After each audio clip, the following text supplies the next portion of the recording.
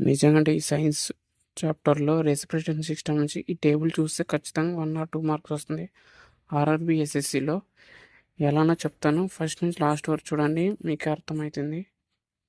Okay. Start చేద్దాం video. General సైన్స్‌లో biology అనే సబ్జెక్ట్‌లో రెస్పిరేటరీ సిస్టమ్ చాలా ఇంపార్టెంట్ ఇది. ఖచ్చితంగా ఆర్ఆర్‌బీ, ఎస్ఎస్‌సి అండ్ యూపీఎస్‌సిలో కూడా ఖచ్చితంగా ఈ చాప్టర్ నుంచి 1 ఆర్ 2 మార్క్స్ ఖచ్చితంగా వస్తాయి.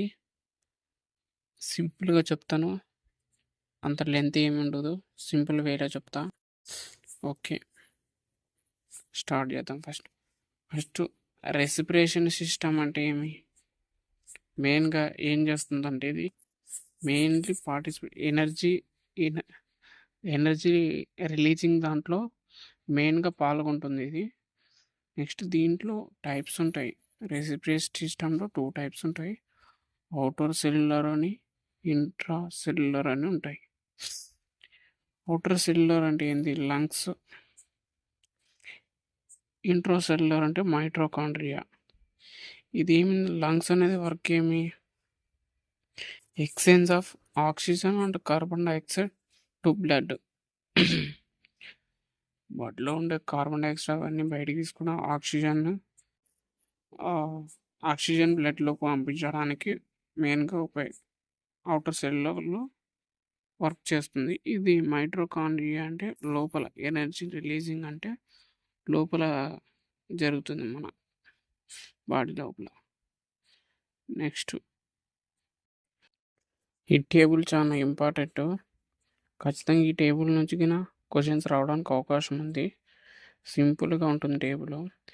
Respiration organs in different animals. మెయిన్గా ఏమంటాయి అనిమల్స్ నేమ్స్ ఇక్కడ. రెస్పిరేటరీ ఆర్గాన్స్, తర్వాత టైప్ ఆఫ్ రెస్పిరేషన్. మెయిన్గా ఫిష్. దీంట్లో ఏవి గుర్తుపెట్టుకోవాలి నేను చెప్తాను. ఇవి అన్నీ చదివే అవసరం లేదు. మెయిన్గా ఏవి వాడతారో చెప్తాను. ఫస్ట్ చెప్తాను చూడండి, లాస్ట్ తర్వాత ఏవి చదవాలో వదిలేయండి. ఫిష్, ప్రాను, దాని యొక్క రెస్పిరేటరీ ఆర్గాన్ అంటే gills, book shaped gills. Next gills type of respiration గిల్స్లో చేస్తుంది. ఫ్రాగ్స్ లంగ్స్ అండ్ మాయిస్ట్ స్కిన్తో రెస్పిరేటరీ ఆర్గాన్ చేరుతుంది. ఇక్కడ టైప్ ఆఫ్ రెస్పిరేషన్ ఏ టైప్ చేస్తుంది? పల్మనరీ ఆర్ స్కిన్, 2 టైపుగా చేస్తుంది. Next human and lizard, birds, snails lungs or alveoli.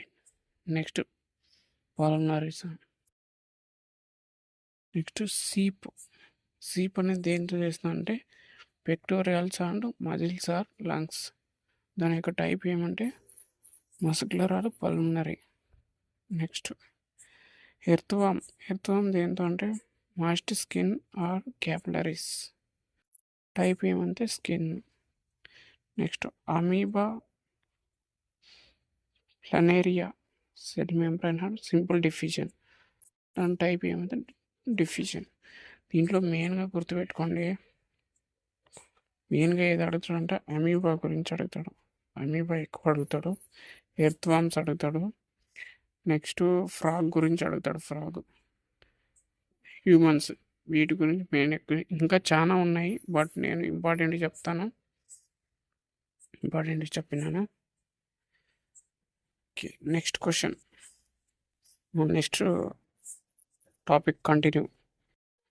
Next విషయానికి వస్తే రెస్పిరేషన్ ఇన్ హ్యూమన్లో రెస్పిరేషన్ ఎలా ఉంటుందో చూద్దాం. మెయిన్గా గ్యాసెస్ ఇన్హేల్, ఎక్సెల్లో ఎలా ఉంటుందో ప్రాసెస్ చెప్తాను. స్కిప్ చేయకుండా లాస్ట్ వరకు చూడండి.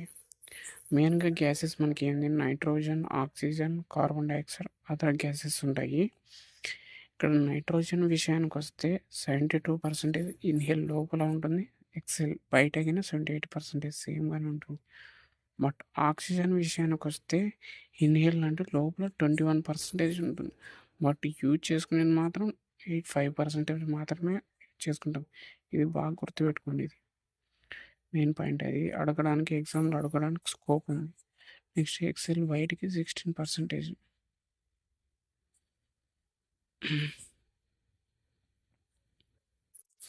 కార్బన్ డైఆక్సైడ్ విషయానికి వస్తే 0.033% ఇన్హేల్ అంటే లోపల ఉంటుంది. మనం 4.4% అనేది బయట ఎక్సెల్ బయట ఉంటుంది. నెక్స్ట్ అదర్ గ్యాసెస్ అంటే నైట్రోజన్, ఆక్సిజన్, కార్బన్ డైఆక్సైడ్ కాకుండా వేరే గ్యాసెస్ ఏముంటాయంటే HCl, మిగతా డిఫరెంట్ గ్యాసెస్ ఉంటుంది. 0.1% లోపల ఉంటుంది, బయటగిన 0.1%. ఓకే, ఇంకా నెక్స్ట్ పార్ట్ 2 ఉంది. పార్ట్ 2 కావాలంటే కామెంట్ చేయండి.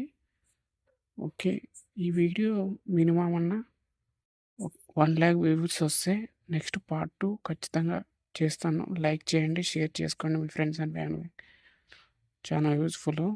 ఓకే, నెక్స్ట్ పార్ట్ 2 కావాలంటే అదే చెప్తున్నా కదా, ఒక 1,00,000 వ్యూస్ వస్తే ఖచ్చితంగా చేస్తా. Thank you, all the best. Group T exam preparation.